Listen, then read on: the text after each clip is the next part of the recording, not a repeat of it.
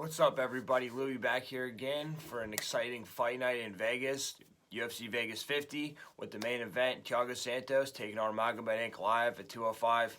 Huge matchup, and honestly, it's a pretty good card for a fight night, especially following a pay-per-view. I'm pretty pumped for it.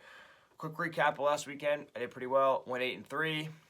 The only ones I got wrong, Greg Hardy, dumb bet in hindsight, and then Renato Moicano, tough one. I don't know, I had a feeling, but RDA is looking better than ever, so whatever. Pretty good fight night, but we got a fun one this weekend. As I mentioned, the main event, and then the co-main, Song Yadong and Marlon Moraes at 135. Another banger, and big opportunity for Song Yadong. And then you got Sadiq Yusuff taking on Alex Caceres. Big opportunity for Alex Caceres, and Sadiq Yusuff needs to prove his relevancy in that division. And then you got Terrence McKinney taking on Drew Dober. Huge spot for Terrence McKinney. And Drew Dober needs a win pretty bad. And then you got a banger of all bangers, Alex Pierre taking on Bruno Silva. Man, free fight night. So, pretty pumped for that.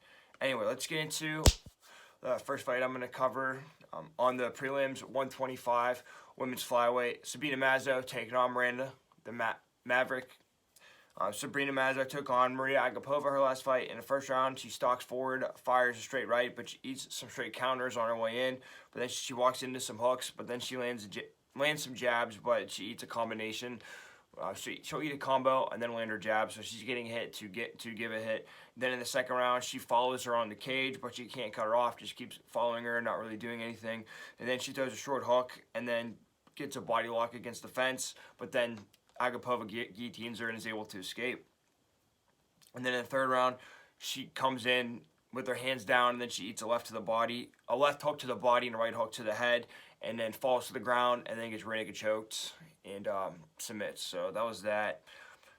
I thought Agapova was a pretty good fighter. I know she just lost recently in a violent fashion, but and then Miranda Maverick took on Erin Blanchfield her last fight. In the first round, she lands a step-in counter, and then she'll circle out. Then she lands a step-in hook, but then she gets taken down with a duck under, and she's able to stand up, but she gets mat returned continuously. And Blanchfield is just a monster on the ground, monster grappler. And this was Blanchfield's coming out party. So Maverick had a lot of troubles, but she fought tough the whole fight, which is what I'm looking for. Then in the second round, she lands a combination, and then she moves out, lands a step-in underhook, but she gets taken down with a wizard kick, unfortunately. Just a little too much pressure going forward for her. And then she gets doubled again on the fence, but then she's able to fight out of the crucifix position, and the Kimura attempts, doesn't give anything up, hangs tough. Then in the third round, she lands an overhand right and a body kick at range. She presses forward, lands a head kick, and then a 1-2 combination. Then she's able to get the body lock against the fence, but then she gets singled on the fence, and whenever her kick is caught, and then eventually she gets her back taken to end the round. So, tough one. Miranda Maverick just got out-grappled, out-muscled. But I still think Miranda, here comes the Maverick. Or no, Miranda Fear the Maverick, sorry. That's her nickname. Miranda Fear the Maverick is still a fighter to be feared in this division. Miranda minus 320, Sabina Mazda plus 250. I hate the line, but I really feel confident in Miranda Maverick. I think Sabina Mazda is a low level. She's not a budding prospect that's going to surprise anybody. My pick here is Miranda Maverick. Okay, and then on to feature fight of the prelim. Sorry, not feature fight. Fifth fight on the prelims or whatever. Fourth fight on the prelims at 145 men's featherweight. You got Damon Jackson taking on Kamuela Kirk. Damon Jackson, he took on Charles Rosa in his last fight. And in the first round, he lands a jab, and then he shoots a single on the fence, lands a jab, then a head kick, and he's able to slip the hooks, and he's able to get the double leg and just kind of control the rest of the round there. Damon Jackson basically just does enough striking on the feet just to set up his takedown and make sure he gets it to the ground. That's where he's comfortable, and that's where he dominates. Then in the second round, he catches a kick and he lands a hook, but he gets taken down, but he uses a leg pass to reverse, and he's able to get on Rosa's back, and then he gets a lot of mat returns, doesn't let him up. Rosa's not the best on the ground, but still, Jackson showing complete control. And then he's able to take his back with a body triangle, land some hard ground and pound to end the second round. Then in the third round, he eats a back elbow as he's coming in, but then he's able to take his back. He gets reversed whenever Rosa explodes into him. but then he's able to grab a single leg on his knees kind of, and then just regain the top position to end the fight. So just that one elbow is like busted him up pretty bad, but other than that, he was never in trouble the whole fight. And then Kamala Kirk, his last fight, he took on Makwan Amirkhani. In the first round, he landed some teeps at range. He's able to keep the distance, keep him where he wants, and then he's able to limp leg out of some single attempts. And then he stuffs his single, but then he gets suplexed, and then he gets tripped and taken down to the mat. But, you know, after he got suplexed, he still popped up, so I like that. But then he's able to use the wall to stand up with put his back to the fence to end the first round. And then the second round, he presses with some 1-2s and then some straight rights to the body. Then he lands a right cross in the pocket, but he eats some jabs on the return. Then he steps in for a right cross, but then he gets doubled. And then he uses an armbar. And then, but then he goes for armbar attempt from the triangle to armbar. Doesn't get it, but it was enough that it looked kind of close. Then in the third round, he eats uppercut, and then he gets doubled. But then whenever he gets taken down, he bases out on all fours on the mat, and then whenever he's getting mat returned, he bases out, stays up on all fours, kind of like a cat. And then he's able to get on top. He just kind of steps over, and you know, nice little moral victory for him at the end of the fight there. So Kirk is plus 105, and Damon Jackson is minus 115. Pick him, and I like the wrestling of Damon Jackson. I think Camuella's better on the feet, but I think Jackson is good enough on the feet to be able to get it to the mat. Camuella might have a strong first round, but I think over time Jackson will be able to get the takedowns, and he doesn't just let people up, makes them fight for every point. So my pick here is Damon Jackson. On to the feature fight of the prelims at 135 men's bantamweight. You got Trevin Jones taking on Javid Basharat. Jones took on Sadiq Kakhramonov his last fight. In the first round, he catches the kick for the double, but he gets put in a guillotine. He's able to get out and gets the clinch against the fence. They kind of go back and forth, but really not much happens except the clinch. I guess Jones got the better of the clinch, but didn't do anything really. Then in the second round, he eats some 1-2s against the fence, but then he shoots a single, and then he's able to get the clinch, but he eats some straight shots on the break, and then he eats some hooks in the clinch whenever he's trying to go for the takedown, but he returns some hooks and gets the double off the fence, and then he's able to get full mount. In the second round, pretty strong. And then in the third round, he slips a straight punch, and he's able to get the clinch on the fence, and he shoots a single, but he gets his head's a little too far. Head's a little too low, not really looking up, not really a great shot. And then he gets guillotined and submitted, and there was like maybe a minute left to go in the fight, so just bad ring IQ, and didn't really know where he was at in the fight.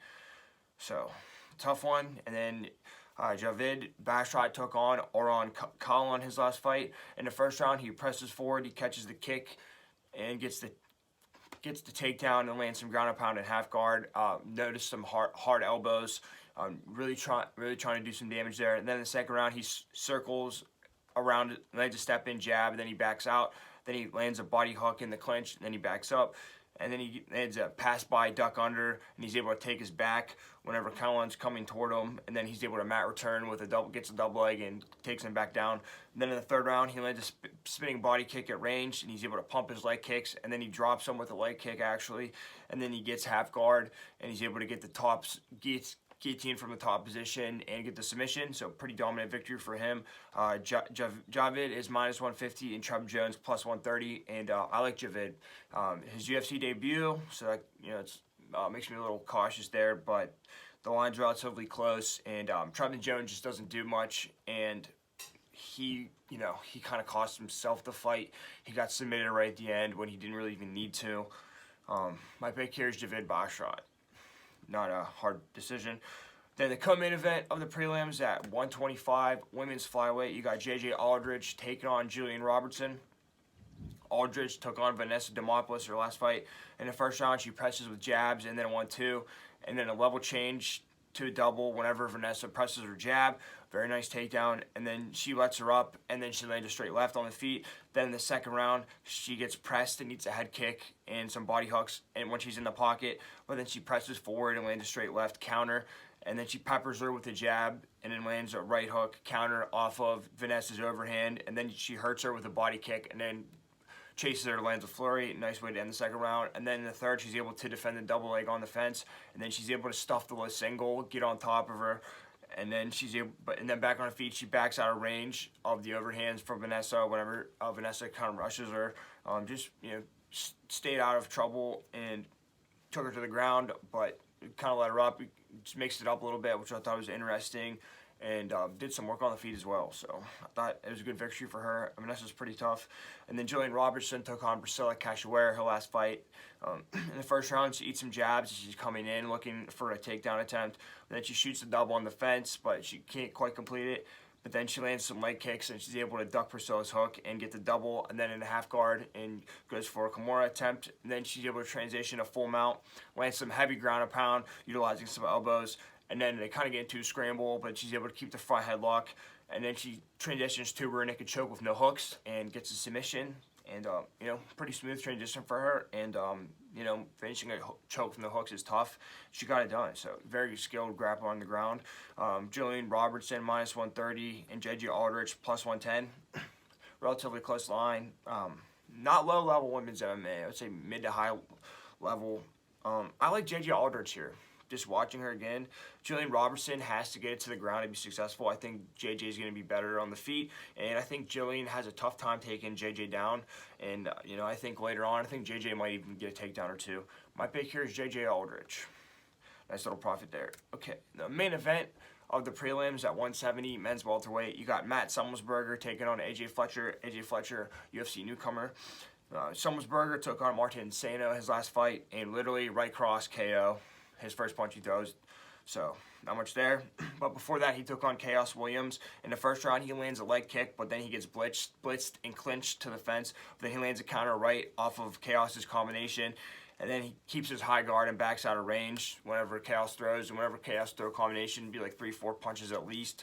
So he just high guard backed up, so he didn't take the full force, which I thought was smart. Couldn't really get too much offense going, but, not taking too much damage there. And then the second round, he crowds him and lands a 1-2. Then he lands a leg kick, but he eats a flurry and then gets clinched to the fence, but he's able to land a head kick out of there. But then he lands a lunge overhand, but then he eats a body hook flurry from Chaos. And whenever Chaos went off, he would come forward and throw multiple shots. Then in the third round, he's at range, eats an overhand and hooks, but he keeps the high guard, presses forward with the straight right, and then he lands a straight right again, but then he gets countered with hooks this time, but then he gets jabbed up as he's walking in from Chaos, but then he lands some more leg kicks, which they're doing some decent damage, and then he lands a 1-2, but he gets countered with the overhand and then an uppercut from Chaos. And Chaos just landed the more volume, and Summelsberger kind of waited a little too much, and Chaos just beat him on activity.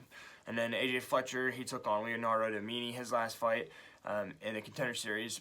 He gets pressed, eats some hooks, but then he's able to get the blast double while Leonardo's coming into him. Then he eats some leg kicks, but he shoots a single, and whenever he shoots a single, whenever his back is against the fence, but he gets stuffed. But then he just sucks forward. Domini's toward the fence and just lands a flying knee, gets a knockout out of nowhere. Pretty impressive. And then in another organization, I believe Icon, 3 fights ago, he took on Wesley Golden. In the first round, he drops him with the right hook off of his body kick, and then lands some hard ground and pound, goes to the crucifix for a minute, and then transitions to full mount. And then he's able to get the arm triangle submission. So not too much tape on here. First round fighter, I would say. He looks a little small for 170, to be honest. Take a look at the betting line. AJ Fletcher plus 170, Matt Summelsberger minus 200. I don't necessarily think Matt Summelsberger is worth minus 200. I just can't see betting on AJ Fletcher. AJ's only chance is getting some crazy knockout in the first round. I think Matt Summelsberger is too experienced for that. If he's not going to get knocked out by Chaos Williams that are like that, I don't think AJ Fletcher's going to do it.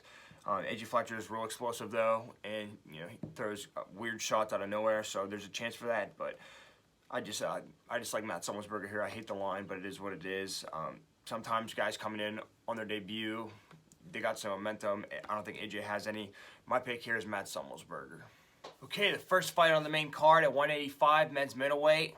This one is a real ass banger. Somebody's probably going to sleep, but maybe not, because sometimes those are the most boring fights, but I doubt it. You got two huge power punchers. You got Pierre taking on Bruno Silva. Pierre took on Andreas Michailidis last fight, his UFC debut. In the first round, he presses forward with the 1-2, but he misses the hook. But he gives up the single leg, and then it transitions to a double leg takedown against the fence. But then he's able to get to his feet, but he gets mat returned, and then he gives up his back for a minute. But then he's able to get to his feet, but he stays clinched up against the fence. But then he's able to break out, land a straight right. But then he gets duck undered and gets clinched to the fence again, a straight right. Michailidis dips below his straight right and clinches him to the fence. Just kind of pushes him toward the fence. For the first round, so not much happened. Then the second round, he literally just kind of stalks at range and just gets a flying knee knockout out of nowhere, knocks him the hell out, because that's what he does. So, you know, didn't look good on the ground, but he didn't give up anything major, didn't take any damage, so, you know, and he's got that knockout power, and he did it. And then Bruno Silva took on Jordan Wright, his last fight. In the first round, he presses forward, eats some body kicks, then he lands a lunge jab, but then he eats a 1-2-1 combination. Then he lands some straight shots as he's backing up, and Wright's kind of rushing him too much. But he gets put in the pump tie, and then eats some knees to the body, but then he's able to break out of the clinch, and then he lands some hooks, and then he's able to drop him, and then just gets a TKO, jumps on him, and finishes the job. You know, Bruno Silva hits pretty hard. Didn't really need to use any grappling in that fight. He takes a lot of shots, which is my concern. But when you take a look at the betting line, Bruno Silva plus 160, Pierre at minus 190. Bruno Silva not the best grappler in the world, but Bruno Silva certainly has better grappling than Pierre, because he's coming from the kickboxing world, and I believe this is like his 5th professional fight. So I think this is a coin flip. I think both guys have knockout power. In this instance, I think you should go with the underdog. My pick here is Bruno Silva. Okay. Second fight on the main card at 155, men's lightweight, Drew Dober taking on Terrence McKinney. Huge spot for Terrence McKinney, and not necessarily do or die for Drew Dober, but Drew Dober really needs a win here, because he's a good fighter, but he's on a 2-fight streak. Fought tough guys, but really needs a win in my opinion.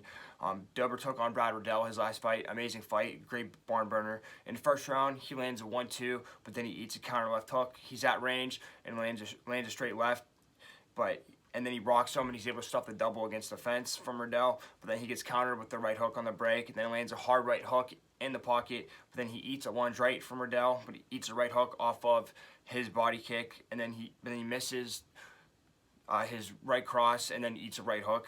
But then in the second round, he hurts him with the hook in a firefight, and he's able to stop the single leg. Then he eats a straight right, and then exchange, but he's pressing forward too hard with hooks, and then he's able to get the double from space, but he kind of slides off the back, just kind of gets a little too aggressive there. And then he gets reversed, gives his back up, but then he's able to get back to his feet, and then he presses forward with the 1-2, but he gets taken down with the double, but he's able to get back up with, use the underhook, kind of shrimps out, and then he eats some short rights, and the pocket exchanges, it's just kind of going 50-50 firefight there. Then he misses, and his hook gets slipped, and then he lands a jab, but then he eats a left hook off of there. And then in the third round, he walks into an overhand right. His jab is slipped, and then he eats another overhand, but able to land a short left in the pocket. But then he lunges with a left to the body, but then he gets rocked with a counter right hook. Rocked pretty bad. You can notice him stumble backwards. But then he shoots a desperate single, but he gets stuffed with an armbar crucifix from Riddell, and just can't complete it. And then that was the end of the fight. So whenever Dober was in the pocket exchanging, just kind of doing a firefight, he looks pretty good, and you know, he's able to stuff some of the takedowns. So, but Riddell just kind of was able to beat him at range, and Dober rushed in a little too much and ate a lot of counters, in my opinion. Terrence McKinney, he took on Ferris Zium. In the first round, he's able to get the single off of Ferris's kick and able to work into half guard, then transition to the full mount, and then Zium turns over, he takes the back and gets the rear naked choke submission, and that was that. And his fight before that, he knocked out Matt Frivola in 7 seconds. Not too much tape on McKinney, but we saw in his last fight, he does have wrestling, and he's not just a one-hit wonder, and you know, he still hasn't gotten out of the first round, but you know, I thought his conditioning looked good. I thought it held up for what we saw. Terrence McKinney plus 145, Drew Dober minus 165. I'm going to take Terrence McKinney here. I know Drew Dober has more experience, and I think things might get a little dicey in the second and third round from McKinney, but, you know, I think he'll be able to get it to the ground. If he can get it to the ground, I think he'll be able to rest there. I think he'll be able to sit on top and collect his breath if he has to do that. Drew Dober hits hard. McKinney hits hard too, so I'm gonna go with McKinney. You know what? Why not? He's the underdog. And then another line is Terrence McKinney plus 500 for submission. You know, maybe. Drew Dober, you know, got submitted by Makhachev, so who knows? I know Makhachev is Makhachev, but, you know, plus 500, you know, throw $100 down. Throw $5 down, who cares? Okay. Next fight on the main card at 205 pounds, men's light heavyweight. We got Khalil Roundtree taking on Carl Roberson. Carl Roberson making his 205 debut, previously at 105. Roundtree took on Modestas Bukauskas his last fight. In the first round, he rocks him with a straight left, but then he lands a 3-2 combination off of Modestas' leg kick, and then he lands a hook flurry against the fence, but then he eats some jabs as he's stalking at range, but didn't really seem to phase him too much. Then he lands a step-in lead right hook, and then a left hook, and then in the second round, he lands some leg kicks, but he eats some jab, but then he returns a lead right hook, but then he feints his jab and lands the oblique kick whenever Bukauskas goes to jab him. He sets all of his weight on the left leg, and Khalil timed it perfectly and kicked him and then kicked his knee out, and that was it. It's TKO, blew his knee out basically. You know, comes out, Khalil looks very aggressive in the first rounds of his fights, comes out balls to the wall, and that's what he did this fight, but he settled in the second half of the first round, but he didn't drop off. He just knew he wasn't going to get him out of there, so he took his time and paced himself and selected his shots more, and I thought he looked good. I thought that was a good way to approach it, but he gets out ahead in the first round and then kind of settles into the fight. So I thought it was different, and I thought he looked better than his last fight. So, and then Carl Roberson, he took on Brendan Allen his last fight at 185. In the first round, he lands a step-in jab and then a right hook, but he eats a double jab and then a straight right, but he eats a leg kick and then a step-in hook from Allen. Then he gets taken down with a body lock trip, but he's in half guard, and he grabs Brendan's leg, tries to pass, or I think he goes for trying to go for a heel hook, but then Allen has his leg, and then Allen actually applies the heel hook and gets the submission, and Roberson just kind of screwed himself. I don't know why you'd go leg lock fight with Brendan Allen, who's very good with submissions. You know, battering IQ in my opinion. Roundtree, not necessarily a grappler, but just the fact that that's what he chose to do isn't a good sign for me. Roberson minus 125, Roundtree plus 105, pick him. I don't like Roberson, the fact that it's his first fight at 205, and trying to get into a leg lock battle with Brendan Allen for no reason really bothered me. So, and then Roundtree, you know, that oblique kick you don't see too much, and he has explosive power like that. And I thought his cardio held up for as long as the fight lasted. My pick here is Khalil Roundtree. On to the feature fight of the main card at 145 men's featherweight. Sadiq Yusuff taking on Alex Bruce Leroy Caceres. Fun one here, man. Caceres has been on a tear as of late. Sadiq Yusuff, budding prospect, top 10, trying to break through. And Caceres wants to prove he belongs to top 10. Got to win this one. And if Sadiq wants to stay relevant, he's got to win this one. So, decent stakes here. Yusuff took on Aaron Allen his last fight. In the first round, his body kick is caught, and he gets taken down to the double, but he's able to escape with the guillotine. But then he eats overhand left in the pocket. And then he gets dropped with a short left from Allen, kind of walks into it. But then he misses the hook and gets double-legged again. Then in the second round, he presses forward. He touches with the straight right, just trying to touch him. But then he gets rocked with the head kick. And then he lands a jab, then a leg kick and clinches. But then he gets reversed in the clinch position. And then in the third round, he presses the jab, then he stuffs a double, gets in the front headlock position, and then he presses back on the feet, presses forward with the 1-2, gets on the inside, and then he swings some hooks, but he misses, throwing it kind of wildly there, kind of desperate at this point. But then he's able to get the underhook, and he gets clinched, but he gets the clinch on the fence, utilizing the underhook, and then he lands some knees, but too little too late there, in my opinion. And then Alex Caceres took on Song Woo Choi his last fight, kind of a wild one. In the first round, he leans back and he's able to avoid the kick, then lands a head kick of his own, lands a head kick and then a jab. But he gets backed up and eats a short right, but he's able to circle out of danger. But then he eats a straight right in the pocket from Choi. He lands a body kick, and then he gets dropped with the right cross, but then he gets hit with that illegal knee.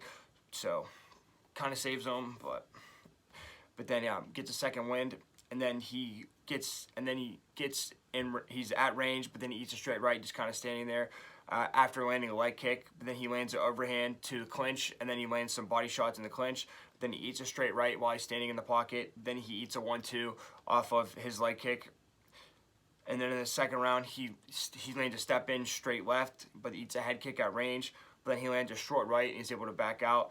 Then he's able to duck under one of Woo's hooks, and then gets on his back, hits a duck under, and gets on the backpack position, gets the body triangle, and gets a rear naked choke submission, and it was standing. And it was very slick, and saw he was in some trouble there. But, I thought his chances greatly improved after the first round. Woo Choi is a power puncher, so just kind of hung in there and got it done. Alex Caceres plus 210, Sadiq Yusuff minus 260. It's a tough one. I think Yusuff hits harder, but he's a little green still. And Caceres, he's been around. He's seen it all, and he's beaten all these potential prospects.